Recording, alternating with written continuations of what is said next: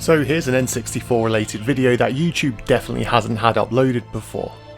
Now right off the bat I want to say that I'm fully aware that Asperger's is now renamed high functioning autism, but personally I prefer to stick with Asperger's because there's more awareness as to exactly what that is rather than just calling it high functioning autism, which many people will scratch their head at.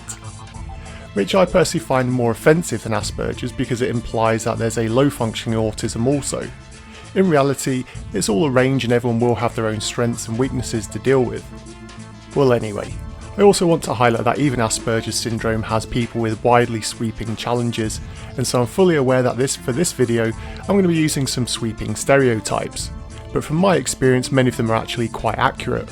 So pitchforks can go away, kick back, relax, and if you don't know anything about Asperger's, maybe this video will help your understanding or at least give you a rundown on some N64 games you may fancy.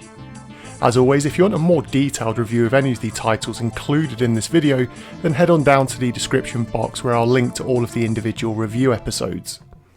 Now, did you know that the creator of Pokemon, Satoshi Tajiri, has Asperger's Syndrome? If not, well you do now, but to me it wasn't really a surprise. People with Asperger's often have a love for organising and collecting things. Sometimes it can be for weird and wonderful things that others simply don't get. One of the cool things about YouTube is that I often see so many collectors of retro video games, and I can name a few people who I think are definitely on the spectrum but maybe haven't been officially diagnosed. Another autistic trait is having specific artistic skills such as Andy Warhol did, and so I think Pokemon Snap kinda ticks quite a lot of the boxes for an enjoyable Asperger's experience. You have the brilliant cast of Pokemon monsters, and let's be honest, most of the people love this generation of them, and you combine it with the calming skill of taking those awesome snaps on your camera to get the highest possible score. Often to do well in the game you score well for creative photos, and so the naturally gifted artistic traits of autistic people can really excel here, and I think combining this with the slower paced gameplay that doesn't throw you into a state of severe anxiety is also very welcome. Another thing that I should mention is that being diagnosed with Asperger's is often done early in childhood, and so I think that the beautiful cartoon-like visuals and effects would be really awesome for any younger children, given that the N64 never did get one of the RPG-style Pokemon games as an alternative. If there's one game in particular that I think people with Asperger's would enjoy on the console, it would be Harvest Moon 64.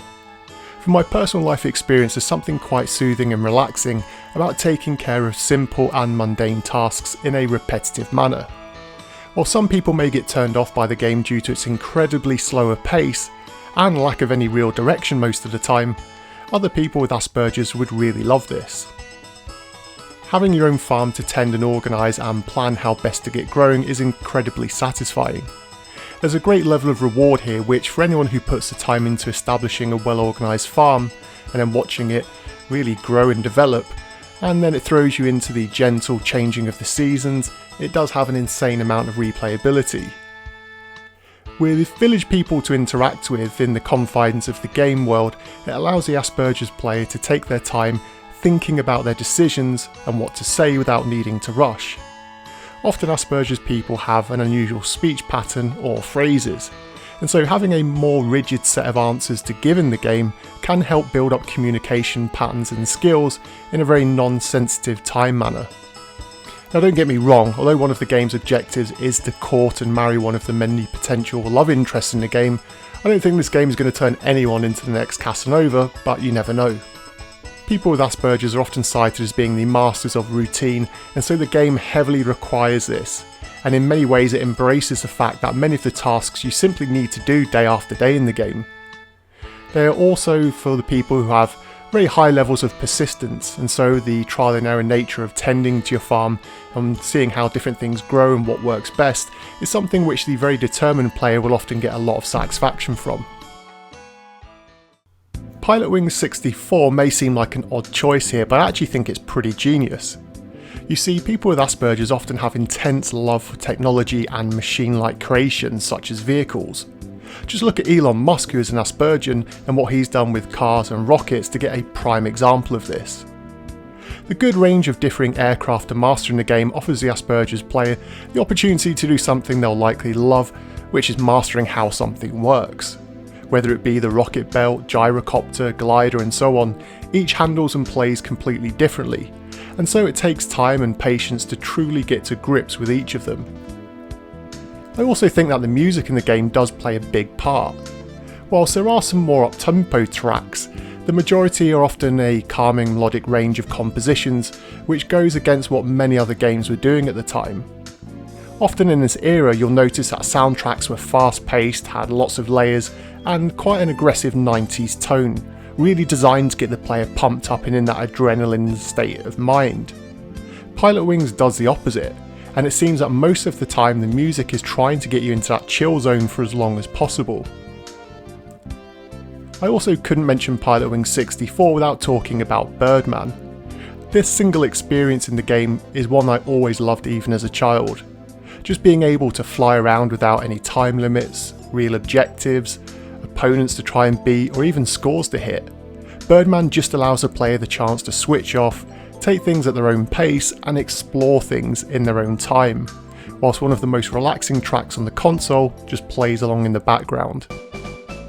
People with Asperger's can often have delayed motor development, leading to many children just to be considered as slightly clumsy or having poor hand-eye coordination. This often gets outgrown in teen years or early adulthood, but it means that many games which require quick reactions are simply a no-go for people on the spectrum.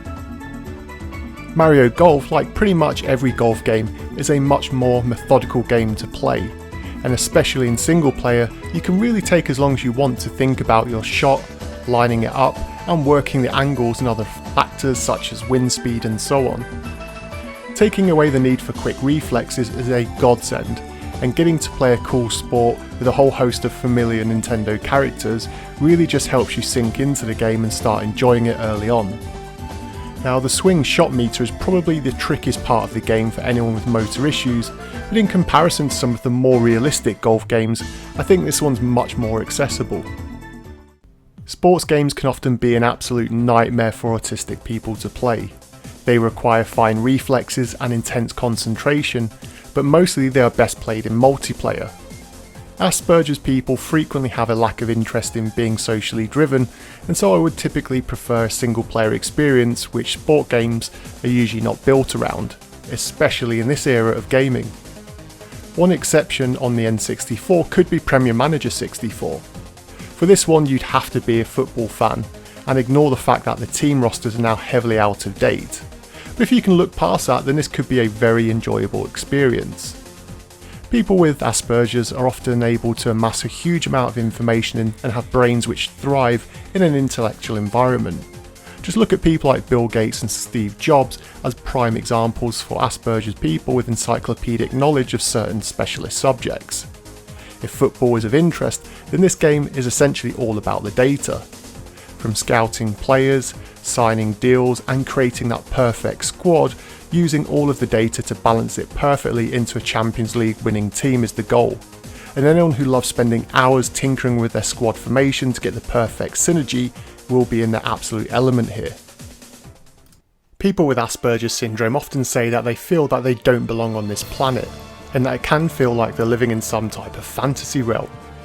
That's perhaps why people with Asperger's often have an interest in sci-fi and fantasy genres way above the rest of the population.